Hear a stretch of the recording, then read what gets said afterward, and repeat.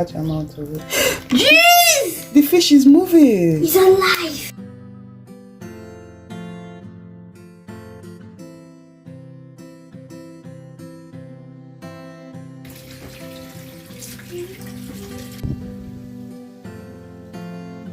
They are alive. Let me feed the fishes and see how they'll grab it. They are hungry. They've not had anything to eat this morning. I know that they are going to grab it.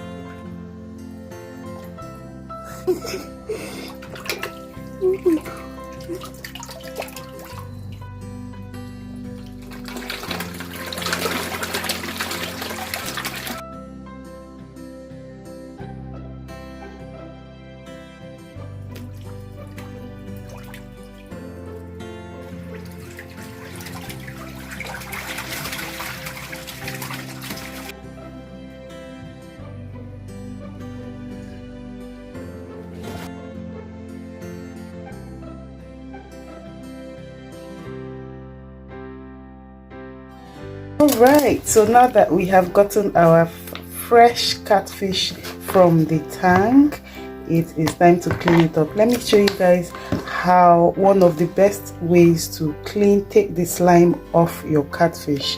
Here we have some ash. So another favorite method of mine is to use lime, but because I have used up my lime at home, what I have is wood ash.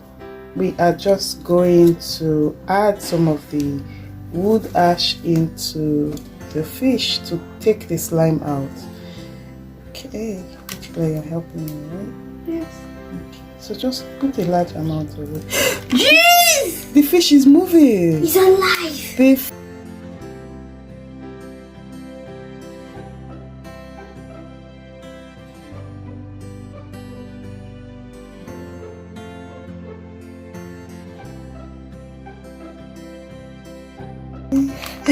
Oh, look at that. The fish is moving.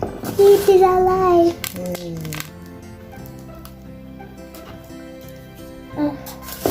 I think that's enough. That's enough. That's enough. That's enough. Okay.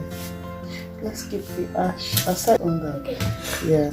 Okay, so now we have our fish coated with the wood ash. So we're just going to wash the slime. You can see that that's how catfish is. Even when you cut it, it still has a little bit of life in it. So we are this wood ash is taking the slime out of the fish. Look, the fish is still moving. It still has some life in it. Yes. So the ash is doing such a wonderful job at removing the slime from the fish. I don't understand when people use hot water to wash the fish, all in the name of taking the slime out of the fish. It kind of cooks it, in my opinion, because catfish doesn't take more than 10 minutes to be ready. So by the time you're pouring that hot water, you're even taking the skin off. See, this is still moving. You're even taking the skin off, and I think that you are also even losing some nutrients. I just feel that it just takes a lot of nutrients out of it. So hot water is never a good idea for me. Like, it's not even on my top 5 list to, the best methods to clean your catfish. So for me, it's either lemon, lime, wood ash, or I think some people use alum, but I won't recommend that. So these are just safe methods to also. And the good part is that when you're cooking, it firms up the fish so they don't scatter, especially if you use lemon or lime. It firms up the fish. They don't scatter. They're not all over the place. You know how soft catfish can be. So yeah, that's one of the advantage of using that. So we're just going to, so it didn't even take me up to how many minutes, and this is super clean. The slime is out, like, it's so fast. very fast. So I want to make some okra soup for lunch. I don't know if I should be filming that because I am actually very hungry. So the okra was sliced yesterday and put in the freezer. You guys know that I grow almost everything that I eat, so that's what this channel is about. Showing.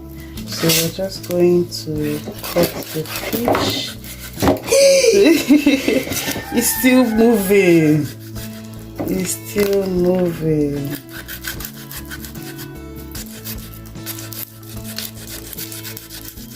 Please, can you go inside and get me some water? Drink the water. No. I can pour in here. Oh, great.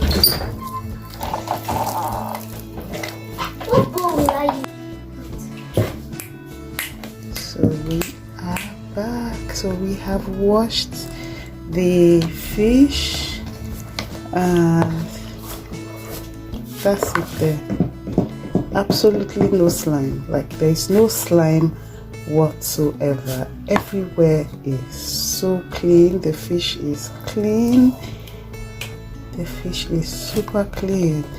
There is no slime at all. So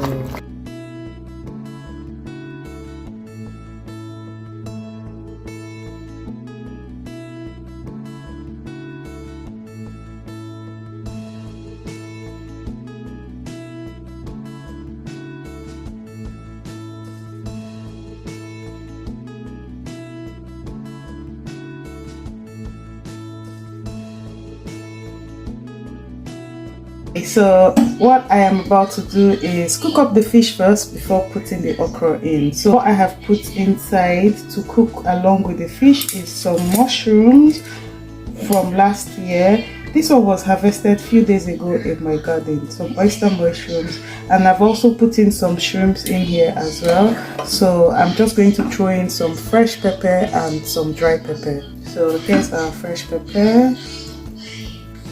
And then we have our dry pepper here. So I don't want to load it with so much pepper because the kid is going to be eating out of this. She's not really a fan of swallow, Ghanaian soup, but I'm always trying to make her eat that because she needs it. So I'm just going to throw in a little bit of pepper in here. Then seasoning cubes in here as well, so that we can cook the fish nicely. The reason why I don't want to add other spices like pepper soup spice is because I'm not making pepper soup. I'm only trying to boil the fish, to cook the fish before I add the okra, because the okra would be on fire for too long. So I just need to cook the fish. And the truth is that okra doesn't really need a lot of things because it is delicious on its own.